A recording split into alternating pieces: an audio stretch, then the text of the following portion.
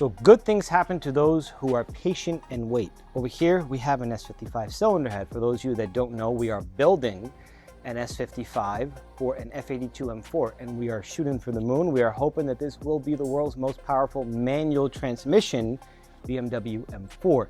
Now, the head that came off of the engine that we were working on, unfortunately, was no good. We had two spark plugs that broke off in the cylinder head, as well as the very common issue with little hairline cracks, but in this case, we had borderline craters, depending how you look at it, that extended from the valve seats on the exhaust side all the way up the spark plug threads. Now, we attempted a couple months ago to go ahead, that's how long it's been, and source a used engine in hopes that that cylinder head would be good, and unfortunately, we hit a dead end on that used engine.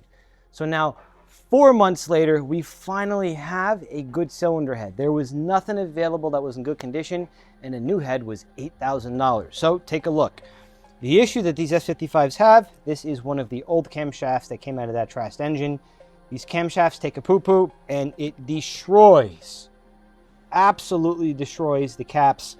The only way to correct this issue is to line bore your cam journals, but unfortunately at that point, with the money and the time, you might as well get a new cylinder head. And more than likely, you're gonna need a custom cam if you go ahead and line bore your cam journal. So, check it out. I'm gonna lift this puppy up. That is heavy. I'm gonna rotate it for y'all to take a look. All right, so I'm gonna point out real quick, once camera lady gets a nice focus, our issue are the cracks on our exhaust side. And these little tiny cracks will protrude outward, extend outward toward your spark plug threads, and that's no good. All right, so any shop, any machine shop that may tell you, yes, to a certain point, depending on how severe those cracks are, you might be able to use it. But camshaft, a lot of folks will say, aluminum weld it. Do me a favor, find a new shop, find a new machine shop.